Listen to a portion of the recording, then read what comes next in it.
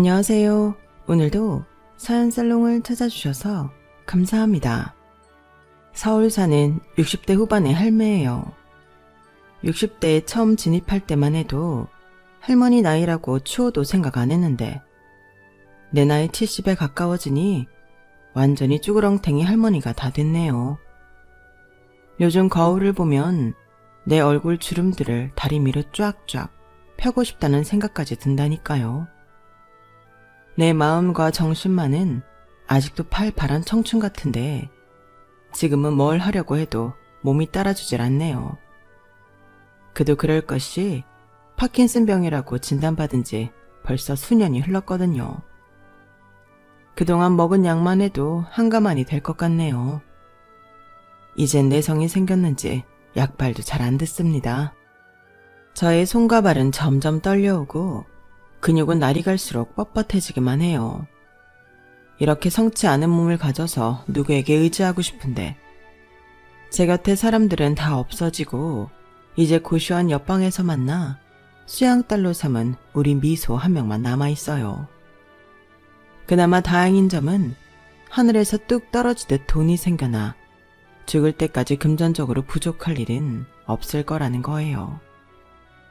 다른 사람들은 돈 있다는 것에 부러움을 느끼기도 하겠지만 건강 다 잃고 가족 잃은 제게 돈이 다 무슨 소용 있나요?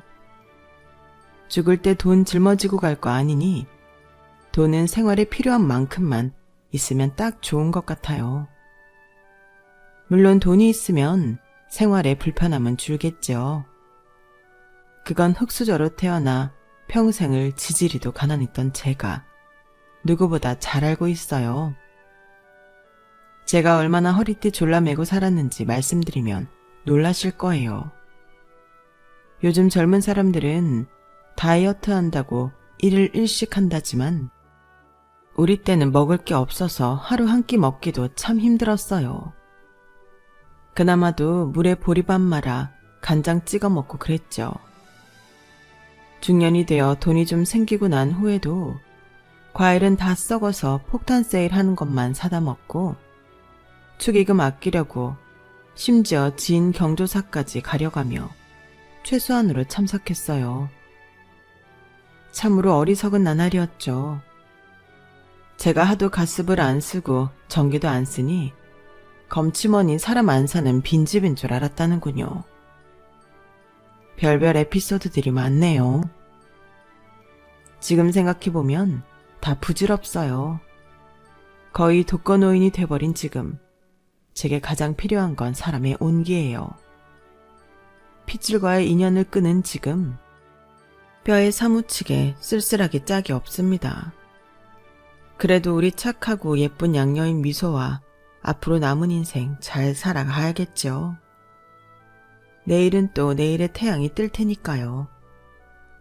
지금 이 시점에서 저의 삶을 한번 정리하는 시간을 가져보려 해요. 제가 애정하는 채널인 사연살롱 여러분들과 함께 제 삶을 공유해 볼게요. 제 이야기를 다 들으시고 이 할미한테 격려의 한 말씀 부탁드려요. 그럼 제가 파킨슨병으로 투병하는데 힘이 좀 날 것 같네요. 지금부터 시작할게요. 요즘 한 60년 전 흑백 영상들도 복원돼 있던데 그때 보면 시골에 집신 신고 다니던 사람들이 많이 있었어요. 고무신조차 귀했던 시절이니까요. 제가 하도 못 살아서 그렇게 느끼는 건지 그땐 다들 힘들었던 시절 같아요. 제가 어렸을 적 가족 사진을 보면 저희 엄마는 얼굴이 크고 키가 작고 좀 사내같이 생기셨고 오히려 저희 아빠가 꽃미남 스타일이었어요. 엄만 평생 한량이었던 우리 아빠를 미워하면서도 젊은 시절 이야기가 나오면 아빠의 외모 칭찬만큼은 빠지지 않고 하시더군요. 점순아, 네 아빠가 지금은 나이 들어서 아저씨가 다 됐다만 결혼 전에 얼마나 잘생겼었는 줄 아니? 서양 배우 뺨치게 생겼었다니깐. 그런 미남이 선글라스에 오토바이 타고 다니니 동네 처녀들이 싹 다 아빠한테 빠져버렸지. 시골 흙바닥에 모래바람 일으키며 오토바이 타는 게 얼마나 멋지던지. 엄마도 그 모습에 홀딱 넘어갔지 뭐냐. 그런 아빠는 시골 동네 처녀들의 관심을 한 몸에 받으며 일은 안 하고 맨날 오토바이만 타고 놀러 댕기다가 어느 날 오토바이 사고로 다리를 절고 얼굴에 엄청 큰 흉터가 남게 되었어요. 폼에 살고 폼에 있던 아빠로선 치명적인 일이었죠. 그 사고를 계기로 옆에서 간호해주던 엄마와 결혼을 하게 되었고 외동딸인 절 낳게 되었어요. 그런데 바람둥이 날라리였던 아빠는 제대로 걷지도 못하는 그 다리를 하고도 읍내로 나가 도박이며 유흥이며 다 즐기다가 돈 떨어지면 집으로 찾아오곤 했어요. 그냥 돈 달라면 안 주니까 꼭 술은 대빨로 처마시고는 집에 와서 가족들 상대로 깽판을 부렸죠. 제가 아빠를 평생 미워했던 것도 다 그런 행동들 때문이었어요. 취한다. 돈 내놔. 내가 지금쯤 돈 떨어질 때가 됐으니 집에 올 거란 걸 예상하고 있었을 거 아냐. 그럼 딱 알아서 챙겨놔야지. 뭐 하는 거야, 이 팻내야. 당신 지금 몇 달 만에 집에 들어와 놓고 그게 할 소리야. 불쌍한 우리 외동딸 점순이 얼굴이나 한번 들여다보고 안부라도 한번 물어야 하는 게 제대로 된 아빠 아니냐고. 그리고 돈이 어딨어요? 나 혼자 소장농으로 이밭 저밭 하루 일에 하루 벌어 먹고 사는데 모아놓은 돈이 어딨겠냐고. 좀 모을만 하면 다 가져가서 술 처먹고 개집질하고 내가 모를 것 같아? 뭐라고? 이 오라질려 팻내가 어디 하늘같은 서방님 앞에서 눈가를 희번뜩거리며 지랄이야? 달라는 돈은 안 주고 내가 돈 어디 있는지 못 찾을 것 같아? 저리 비켜. 아빠는 기어코 집안 곳곳에 숨겨둔 피 같은 돈을 다 훔쳐 나가버렸죠. 엄마 아빠의 위태로운 싸움을 보며 자란 저는 차라리 아빠 없이 엄마와 단 둘이 살고 싶다는 생각을 많이 했어요. 두 분이 같이 있는 모습만 봐도 위태로웠거든요. 그러나 원망스럽게도 신께서는 우리 엄마를 너무 빨리 데려가 버리시더군요. 우리 엄마는 뜨거운 땡볕에 일하시다가 열사병으로 돌아가시고 말았어요. 하나뿐인 딸내미인 제게 새 고무신 하나라도 더 사주고 싶은 마음에 밤낮으로 쉬지 않고 일하다가 그만 쓰러지고 만 거죠. 그것도 제 눈앞에서 쓰러져 그 자리에서 돌아가시고 말았어요. 그 죄책감이 아직도 절 짓누르고 있답니다. 몸이 좀 피곤한 날엔 어김없이 그때 엄마가 땡볕에서 쓰러지던 꿈을 꾸곤 하죠. 어린 제가 할 수 있는 건 아무것도 없었어요. 가진 것 없는 사람들의 너무 비극적인 현실이었죠. 그렇게 엄마를 허망하게 떠나보내고 장례식도 제대로 치르지 못한 채 유골함 하나만 품에 꼭 껴안고 집에 돌아왔어요. 그때까지 아빠란 사람은 집에 들어오지도 않았기에 엄마가 죽었는지 살았는지 알 길이 없었을 테죠.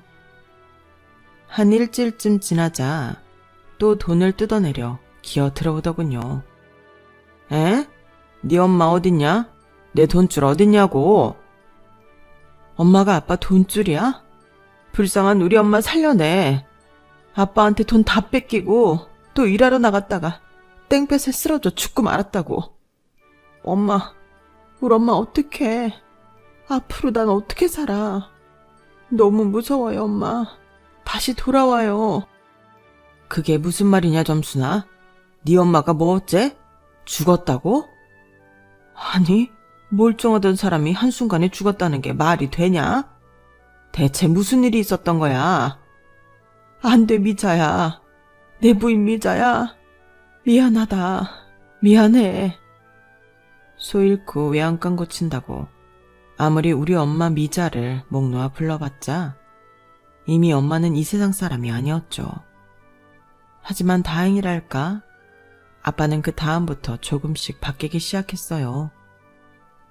그나마 사람이 되어가고 있었죠. 그렇게도 안 하던 일을 생전 처음 하기 시작했고 돈도 벌어 아직 초등학생이었던 절 먹여주고 입혀주고 했죠. 엄청난 변화였어요. 저도 학교를 다시 다니며 정상적인 생활을 영위할 수 있었어요.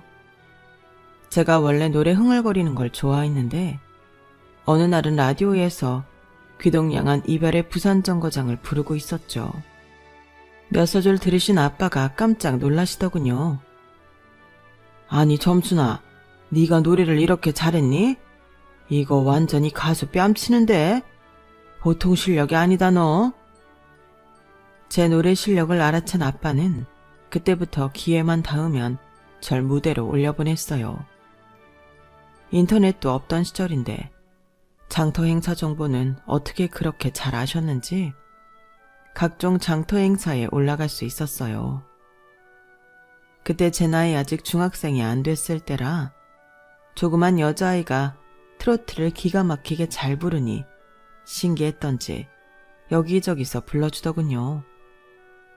완전히 무명 가수였지만 그 수입이 짭짤했는지 아빠는 절 거의 뺑뺑이 돌리다시피 노래 부르게 했어요. 늘 아빠와 다니니 그나마 서먹했던 부녀관계는 돈독해지더군요.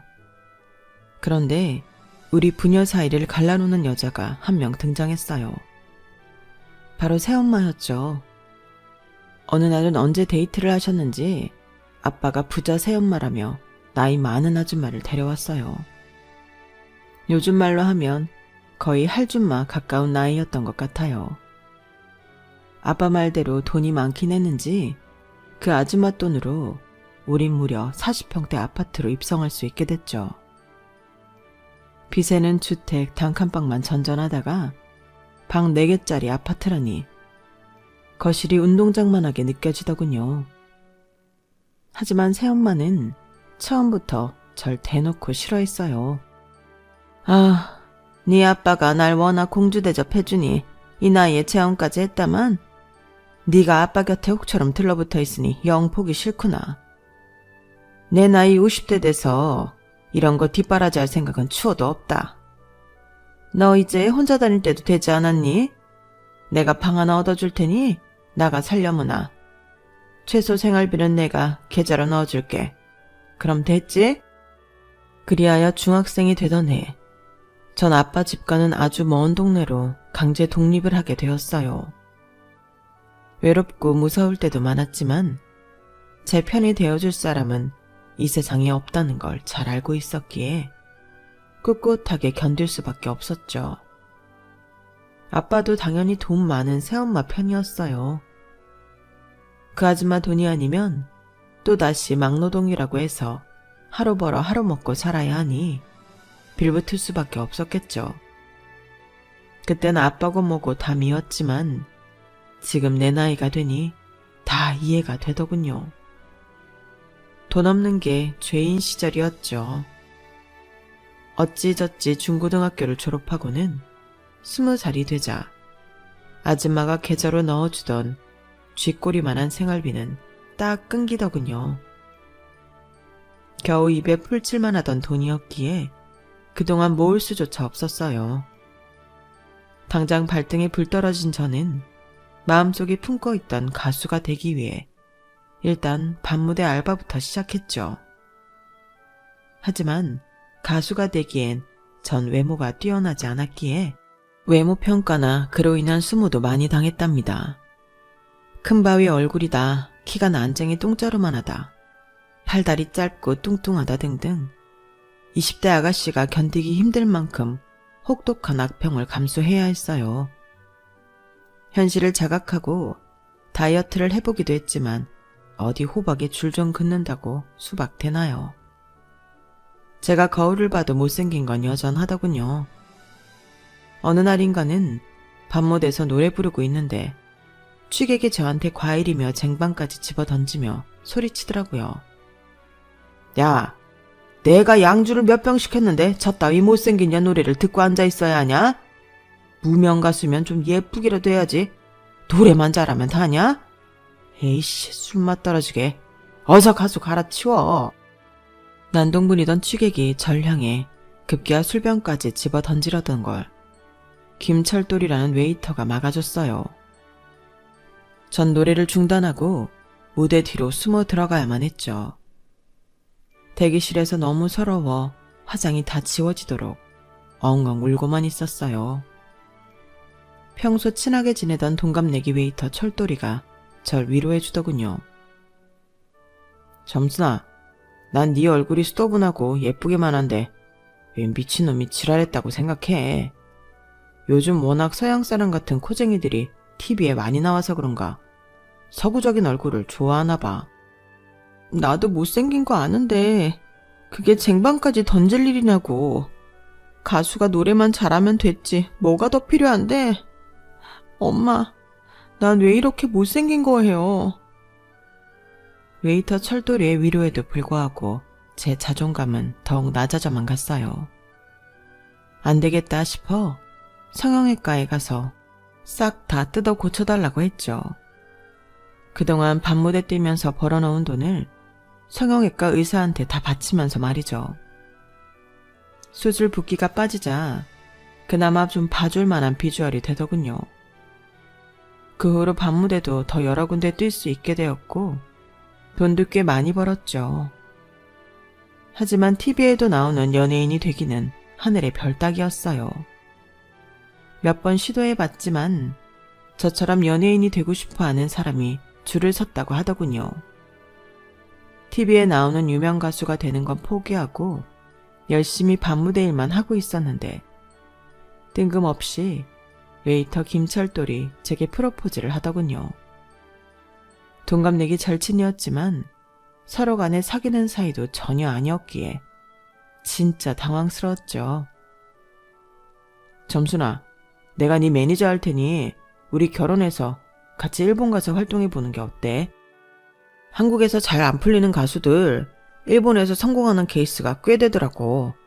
난 우리 점순이가 정말 스타성이 있다고 생각해. 유명 가수가 될 수 있는 자질이 충분하다고. 난 네 가족이 되어 죽을 때까지 팍팍 밀어줄 테니 한번 해보자. 어? 일본? 근데 먼저 결혼을 하자고? 아우, 뜬금없긴. 나 알잖아. 남자랑 손목 한 번도 잡아본 적 없는 거.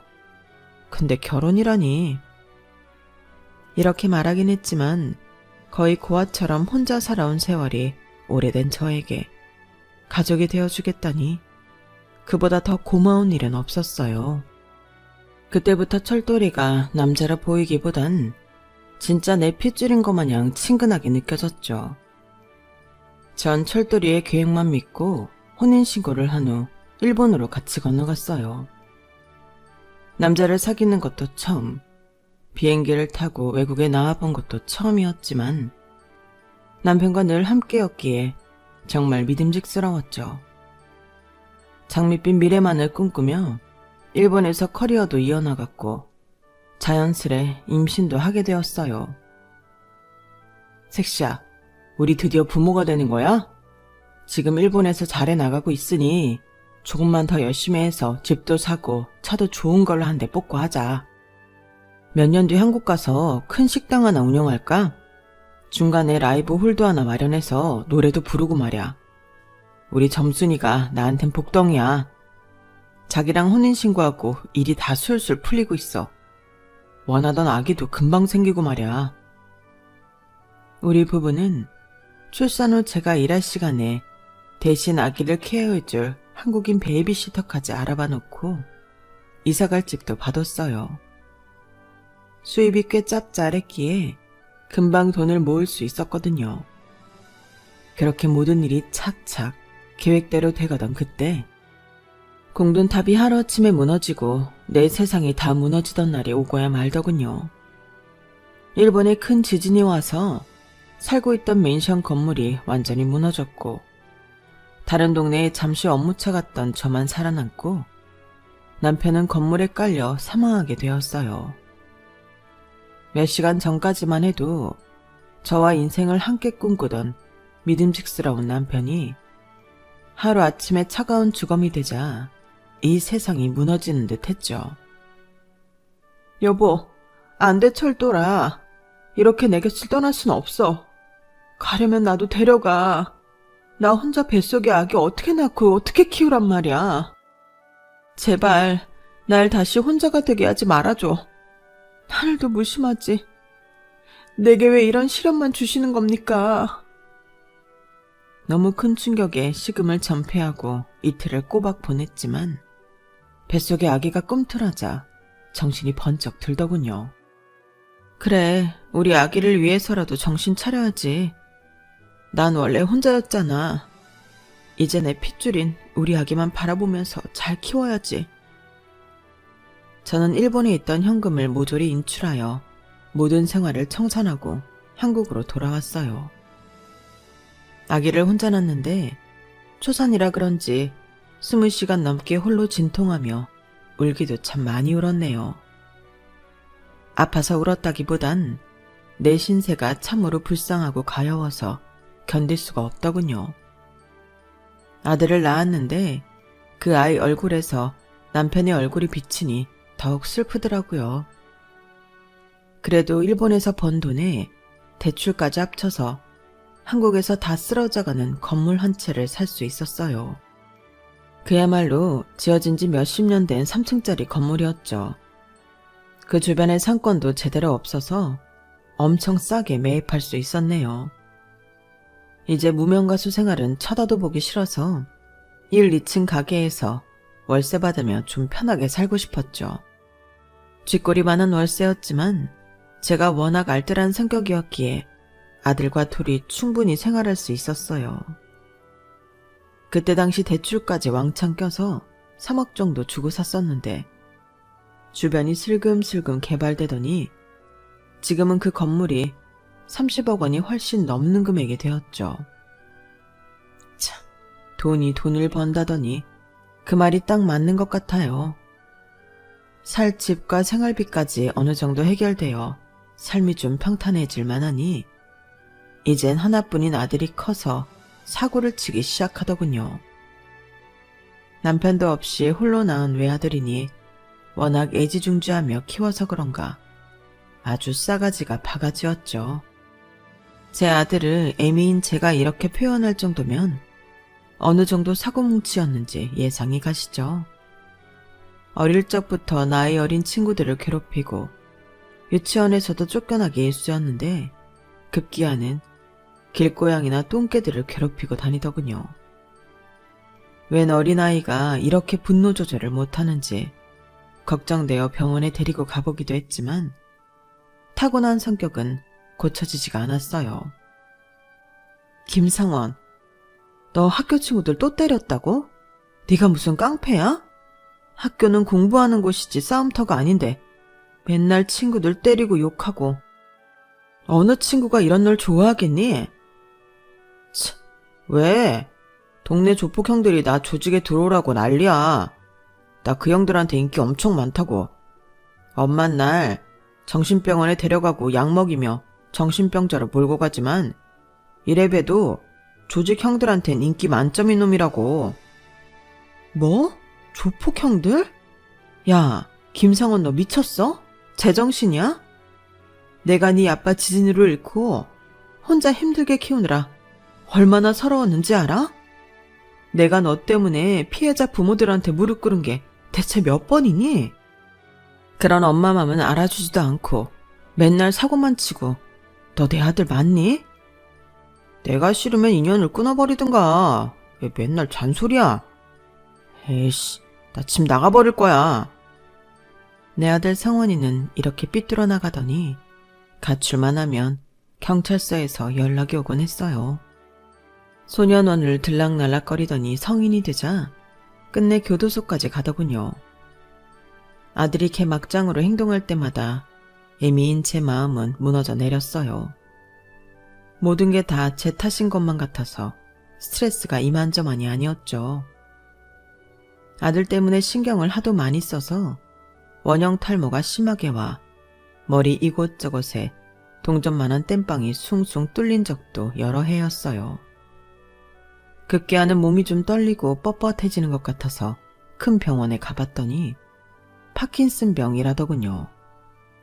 그때 당시만 해도 이름도 생소한 병이라 혹시 죽는 건 아닌지 덜컥 겁이 나더군요.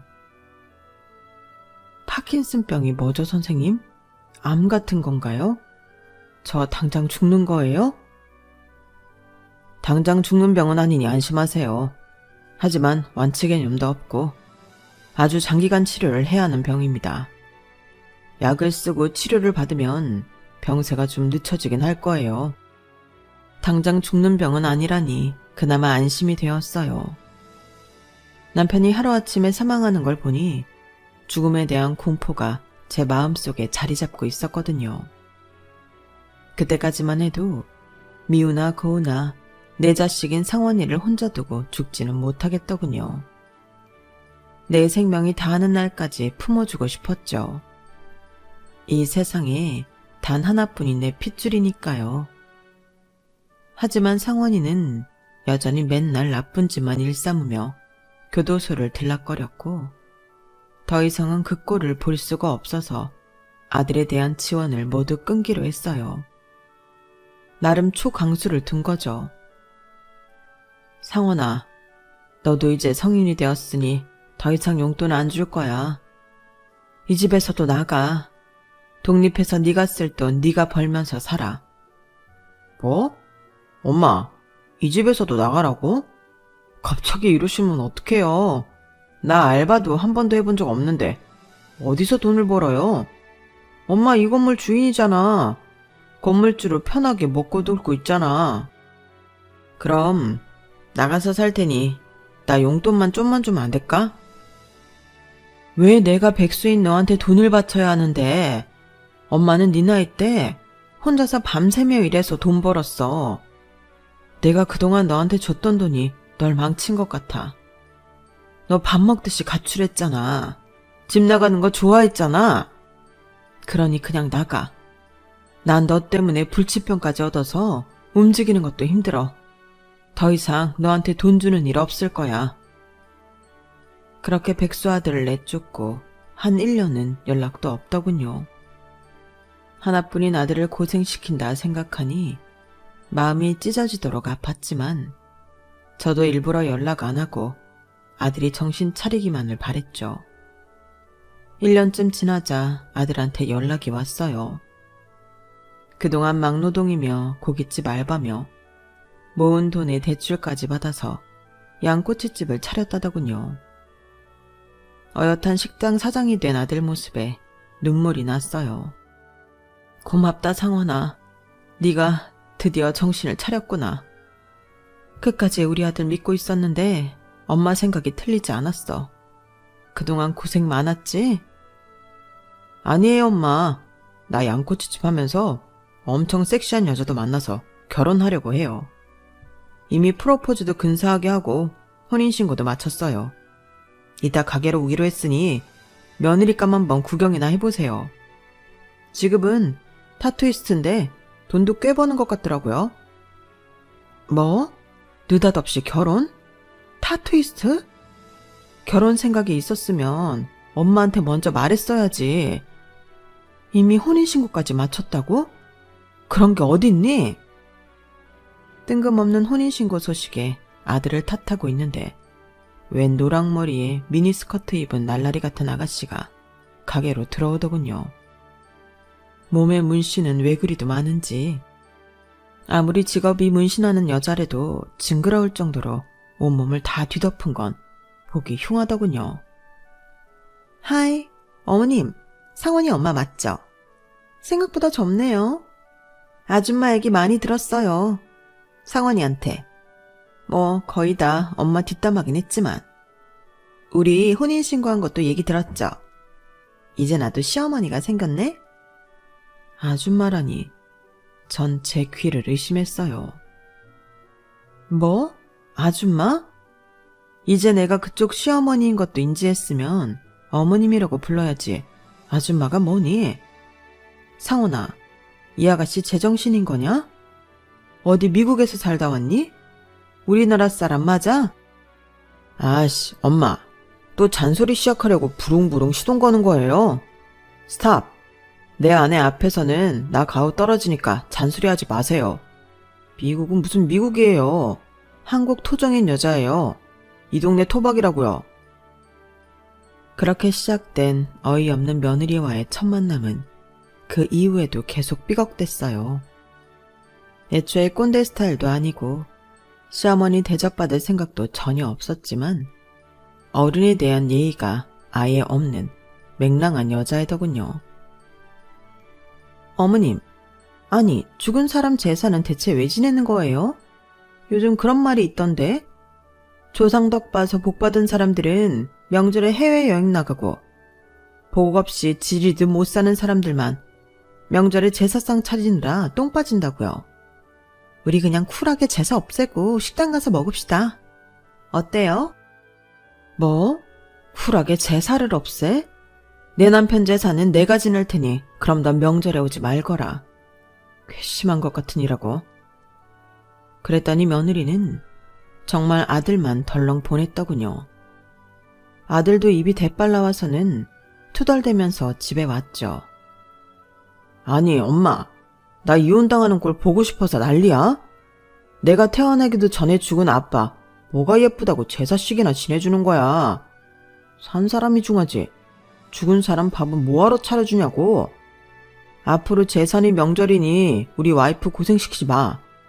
내가 가만히 있지 않을 거야.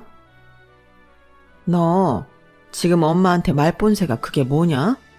네 부인만 중하고 늙어서 병든 엄만 싸그리 무시해버리는 거야? 네 아빠가 있었으니 네가 이 세상에 나올 수 있었던 거야.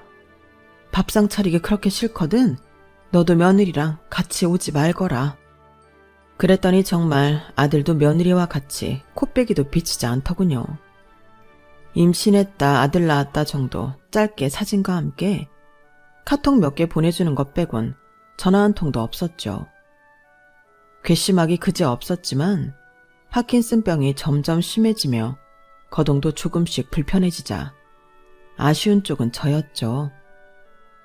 당장 병원에 가야 하는데 아픈 몸으로 대중교통이 불편해지자 하나뿐인 아들에게 SOS 칠 수밖에 없었죠. 제 전화를 받지 않으니 카톡 메시지를 남겼어요. 상원아, 엄마 파킨슨병이 점점 심해져서 몸 움직이기도 힘이 드는구나. 병원 가기도 힘들고 말이야. 병원 갈 때만이라도 네가 와서 좀 거들어 주겠니? 아들은 제 카톡을 읽씹하다가 한참 지나서야 전화를 하더군요.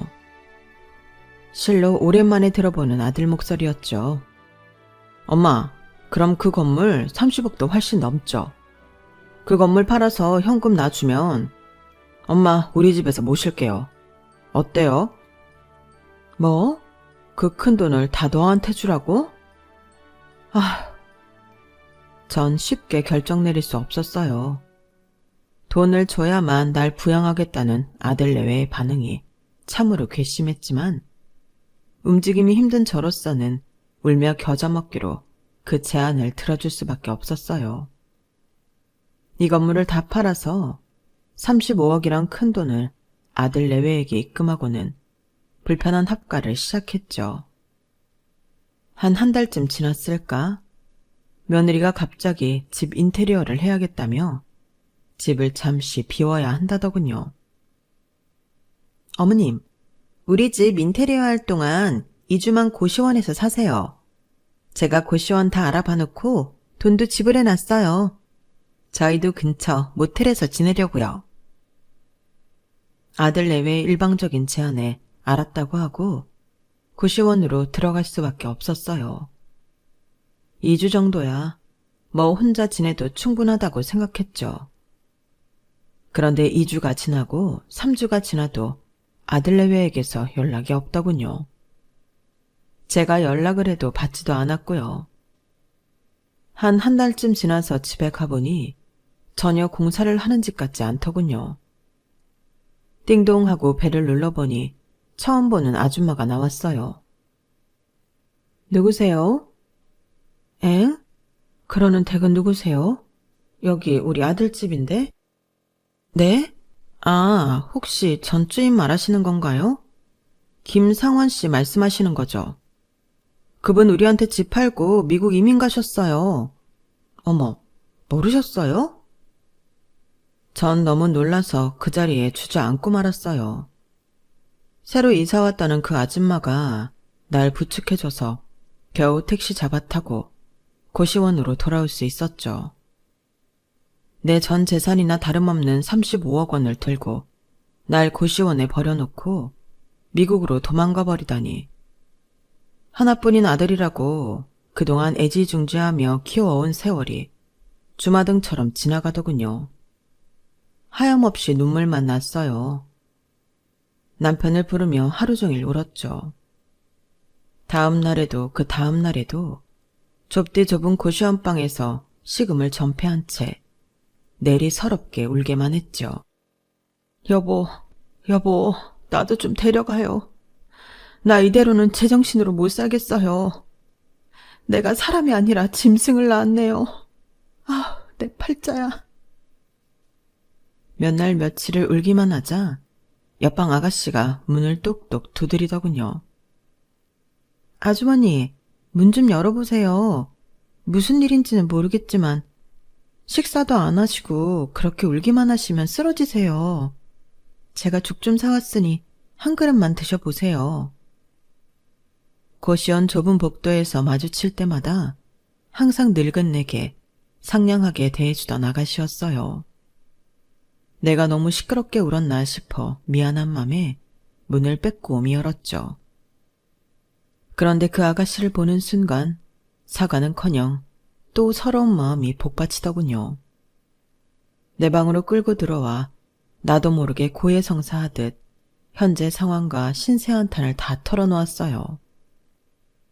제 이야기를 다 들은 아가씨는 저와 같이 분노하며 눈물을 흘려주더군요. 참으로 고마웠죠. 아니, 아주머니 친아들 맞아요? 전 고아로 자라서 꿈에서라도 부모님 한번 만나보는 게 소원인데 어찌 피 섞인 친아들이 병든 엄마를 버리고 돈 다 뺏고 딴 나라로 도망갈 수가 있냔 말이에요. 제가 다 화가 나네요. 그렇게 시작된 우리 대화는 밤늦게까지 계속되었고 그 몇 시간 동안 서로가 살아온 삶에 대해 다 알 수 있었죠. 고아로 어렵게 자라온 20대 아가씨인 미소는 식당에서 일하며 힘들게 모은 돈을 모두 사기당하고 고시원에서 살며 다시금 한 푼 두 푼 모으고 있었어요. 젊은 나이에 나보다 더 험난한 삶을 살아왔더군요. 우리의 대화 끝에 미소는 제게 다니는 병원이며 치료받는 과정을 도와주겠다고 했어요. 그냥 말로만 그러겠거니 했는데 그 후로 정말 거동이 불편한 저를 발벗고 도와주는 착한 아가씨였죠. 미소를 보며 사람이 죽으란 법은 없구나라는 생각과 함께 미소가 하늘이 내린 천사같이 느껴졌어요. 다행히 제가 쓸 현금 정도는 남겨놓았기에 통장에서 야금야금 빼서 쓰며 하루하루를 연명하고 있었죠. 그러던 어느 날 웬 변호사라는 사람한테 전화 한 통이 걸려왔어요. 김점순 씨 되시죠? 아버님 성함이 김종수 씨 맞나요? 아버님께서 돌아가시면서 유산을 남겨주셨어요. 부동산과 현금을 합하면 거의 150억 정도가 됩니다. 자세한 내용은 만나서 말씀드리겠습니다. 150억이요? 150만 원 아니고 150억이라고요? 난생 처음 로펌에 가서 변호사의 안내대로 아버지의 유언장과 내용을 확인했어요. 제가 봤던 아버지는 평생 100만 원도 손에 쥐어본 적이 없는 분이었는데 날 그토록 싫어했던 새엄마가 부자긴 부자였나 보더군요. 새엄마가 긴 세월 투병을 하다 돌아가셨고 그 옆에서 간병하다 아버지도 몇 달 후에 바로 사망하셨다고 하더라고요. 아버지가 제 삶의 발자취를 다 알고 있으면서도 적극적으로 연락하지 못했던 것도 다 돈 많은 새엄마 눈치 보느라 그랬다네요. 결국 자식 없던 새엄마의 재산이 아버지로부터 저에게까지 내려온 거죠. 준단이 받긴 했는데 전혀 실감이 안 났어요. 여튼 제일 먼저 든 생각은 나에게 가장 잘해주는 사람에게 이 재산을 꼭 물려주고 싶다는 거였어요. 저도 골고루하니 언제까지 건강하게 살 수 있을지 장담을 못하는 상황이니까요. 고시원 룸메이트이자 진짜 친딸처럼 날 도와주는 미소가 가장 먼저 떠올랐어요. 미소에게 말했어요. 미소야, 아줌마가 살면 얼마나 살겠니? 친아들과도 연락 두절된 이 마당에 날 도와줄 사람은 너뿐이로구나. 아줌마가 널 정식으로 입양하고 싶은데 네 생각은 어떠니? 정말요? 아주머니, 절 가족으로 받아들여 주시는 거예요? 저 이제부터 친딸 해도 되는 거예요? 제한테 엄마가 생기는 거예요? 저한테 진짜 가족이 생긴 거예요? 정말 감사해요, 아주머니.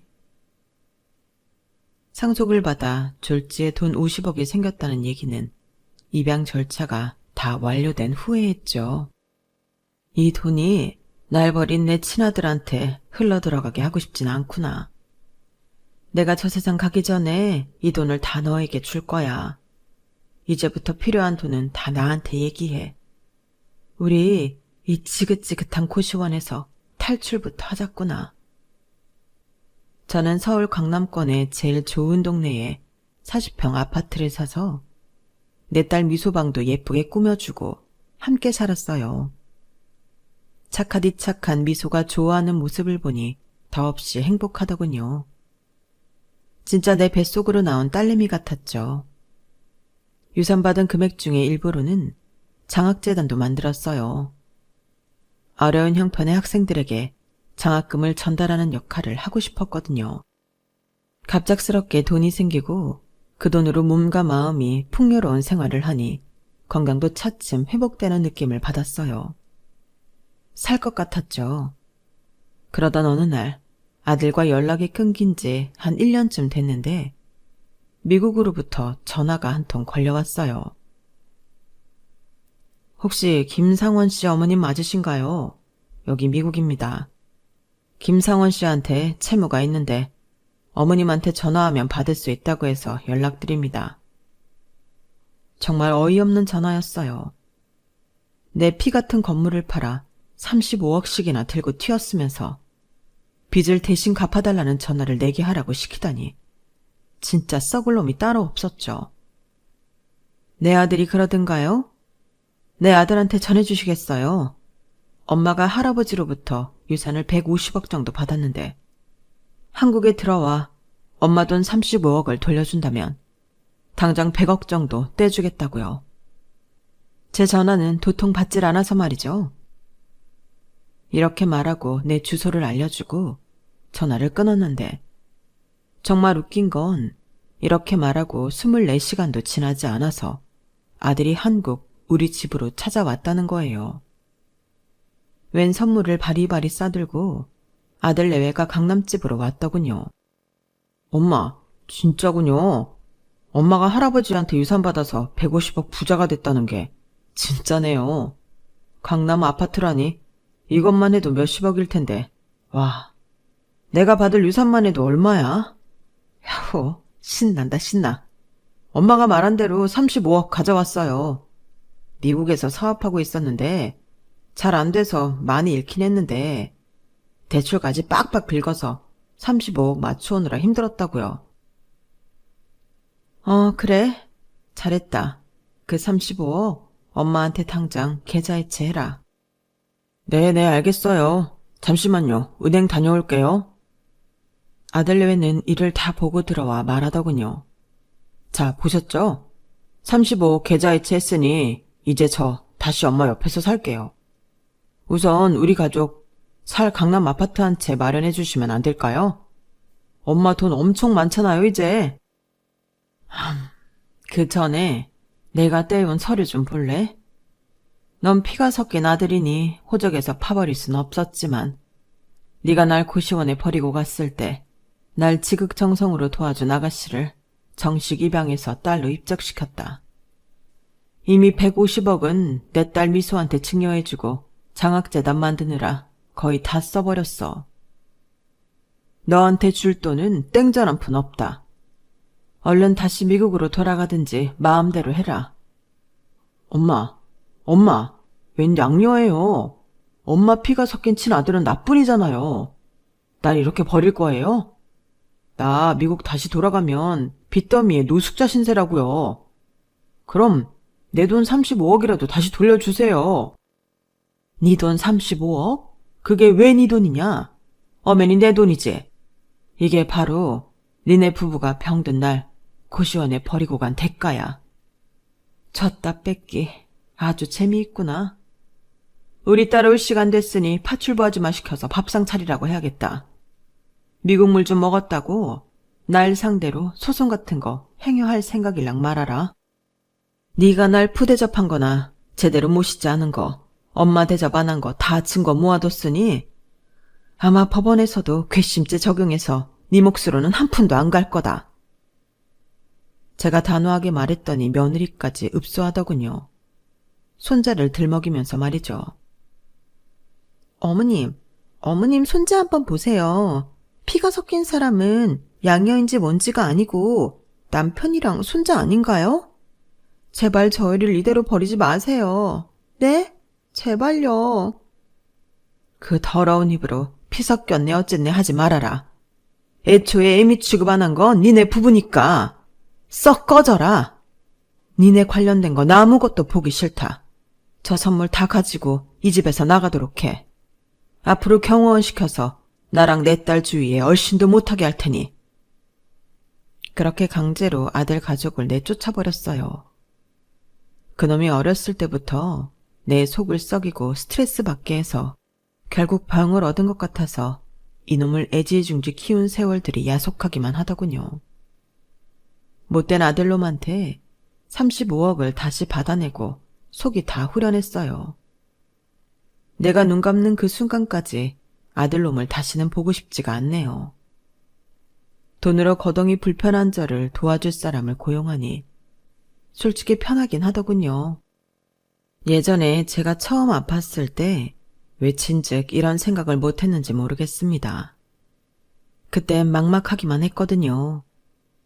저의 정식 딸이 된 미소는 이제 더 이상 알바 안 하고 편하게 독서실 다니며 대학 입시를 준비 중이에요.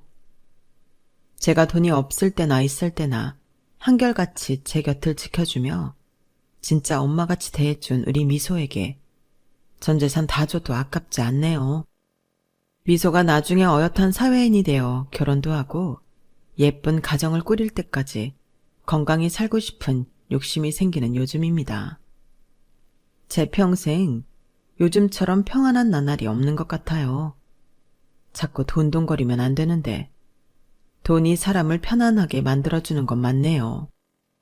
곳간에서 인신난다고 앞으로 이 돈을 제 개인 생활에만 쓰지는 않을 거예요. 장학재단을 시작으로 제가 죽는 날까지 사회에 봉사하는 삶을 살도록 노력하겠습니다. 제가 기억하는 어렸을 때부터 요즘의 생활까지 제 평생의 이야기를 여러분께 낱낱이 다 해드렸는데 어떠세요? 이 정도면 소설책 몇 권을 써도 모를 만한 파란만장한 삶이었죠. 이게 좋은 건지 나쁜 건지 모르겠습니다만 뭐 재밌게 들으셨다면 다행입니다. 여러분께서는 소소한 일상생활에서도 행복을 찾는 인생을 사셨으면 좋겠어요. 전 마음의 여유가 없어서 그렇지 못했거든요. 병들고 나이든 지금에 와서 그게 참 후회돼요. 앞으로 저도 눈 감는 날까지 소소한 행복을 쫓다 가도록 하려고요. 여러분 모두 화이팅이에요. 고맙습니다. 여러분 사연 댓글에 응원과 현명한 조언 부탁드려요. 좋아요와 구독은 저에게 큰 힘이 됩니다. 오늘도 좋은 일 가득하세요.